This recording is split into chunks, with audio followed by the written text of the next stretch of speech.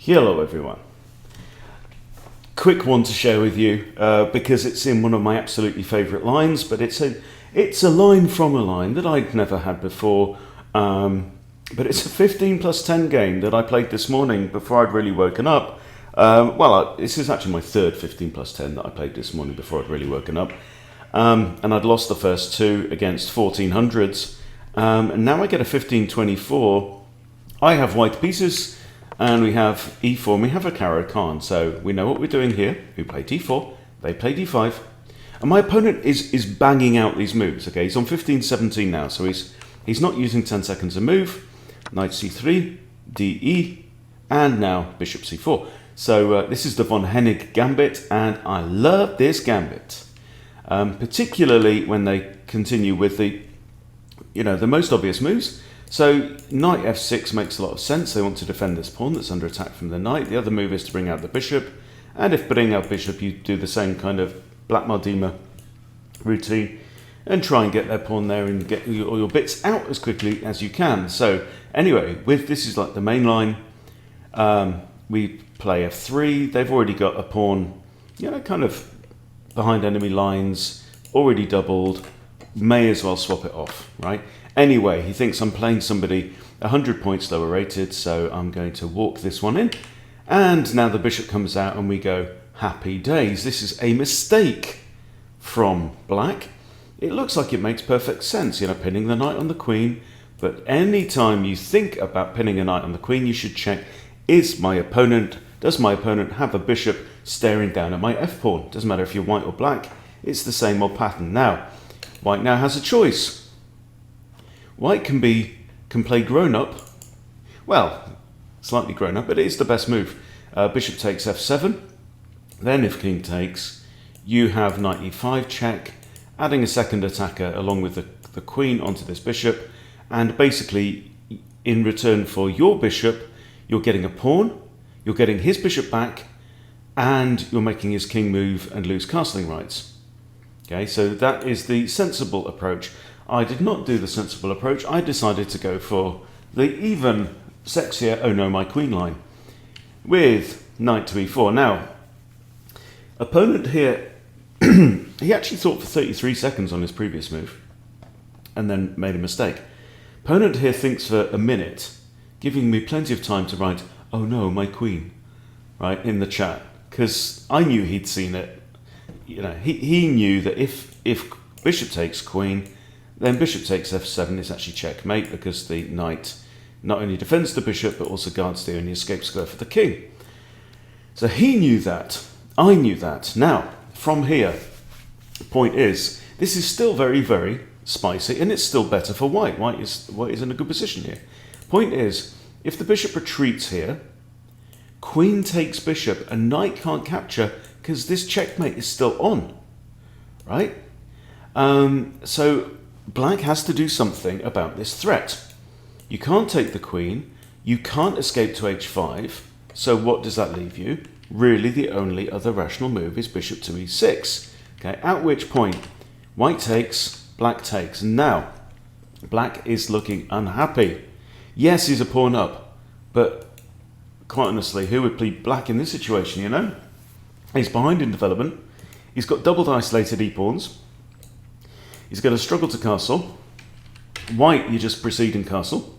So now, it's all about this open file, right? So, I'll show you how the game ends, because it's a load of fun. So he brings out his knight. I'm figuring I just want to attack down here, right? So if he wants to take my knight, I will recapture with a pawn, and then I'm hitting this knight, okay? So, queen f3. And now he can't really take this, because I will recapture and I'm hitting this knight. This knight will then have to move, okay? So what's going to happen? But he does, he goes ahead and takes. A takey. And now he finds this little resource, okay? Which is a nice move that I missed. So he's got a check here and a fork on the e5 pawn. Well done, black.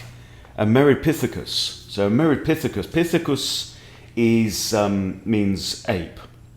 So he's an ape man after my own heart. Okay, so Instead of escaping with or evading the check, I develop my bishop. We should always be looking for ways to develop. If you need to get a job done, can you do it and develop at the same time? Well, yes. No need to move the king into the corner, right?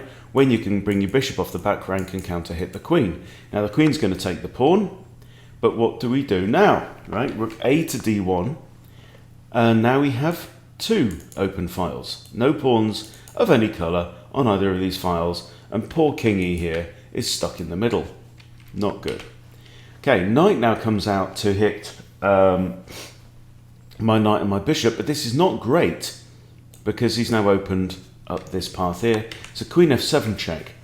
And now, this isn't anything like checkmate because the king's got 2 escape squares, but wherever he goes, now he's on the d file, and now this knight here is pinned, is it not? Okay, so what would you play here? Have a pause if you wish. Okay, and I was quite proud of my next move here. Okay, so the move that I find is bishop f4 hitting the queen. Now, the queen is actually, I've taken away the queen's main kind of escape diagonal, right? So the queen can't go here, she can't go anywhere on that diagonal, she can't go there because of knight, can't go there because of bishop, can't go there because of knight, can't go there because of everything, okay? And so what does that leave her? She can't go here because my queen takes. She can't go here because of the bishop. What does that leave her? It leaves her 2 squares. Now, whichever of these squares she goes on, right, we have ideas. So, bishop to c7 check. Now, this is the point. She goes here or here. Bishop c7 check, and that's the discovery against the queen with check. And best move, he loses the queen. Now, but after recapturing the rook, guess what? Black is still +1 in terms of material, right? Because he's got 2 minor pieces, 2 rooks. I've got 1 of each and a queen. And he's also up 2 pawns, okay? So he's actually +1 right now.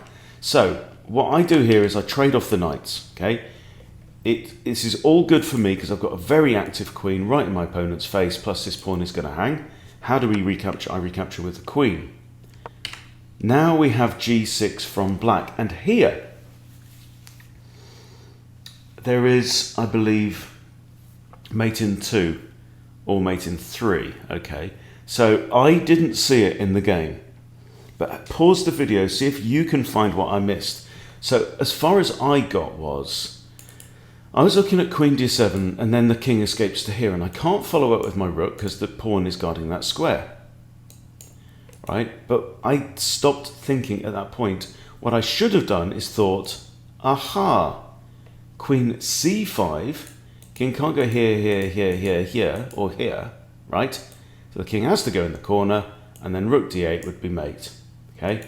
Now, if that was a puzzle, and if I knew there was like a clear outcome, I might have found it. I need to start treating every position in every game more like a puzzle, as though there could be something here, but I have to find it. Okay, so anyway, so I miss this. I miss this. That's a missed win. I play a4 because I figure if I can get a couple of pawns up here, he's dog meat. Okay. He now brings his bishop out, so he's looking at my b pawn, right? And so now I come in with this slightly one-dimensional attack. It's not a proper attack. Queen now comes to b6. Sorry, king goes to b6, and I think there are still definitely ideas here. Obviously, I can't come here with check because of the bishop, but I think I could probably have still mated him there. What I do is I grab this pawn, knowing that if he does that, I have this, and that's not great because he loses his bishop and he resigns, okay? But I thought that was loads and loads of fun. And what a line, you know? I like this oh no, my queen line, you know? Yeah, it's not the most accurate line in the world because black does have an escape, but, you know, I mean, that's scarcely compensation, is it? And it gives white a lot of chances to practice honing our killer instincts. So thought you'd enjoy that one. If you are following the von Hennig against the Caro, then yeah, just a whole heap of fun, a hoot and a holler in the von Hennig Gambit. All right, thanks for watching. See you later.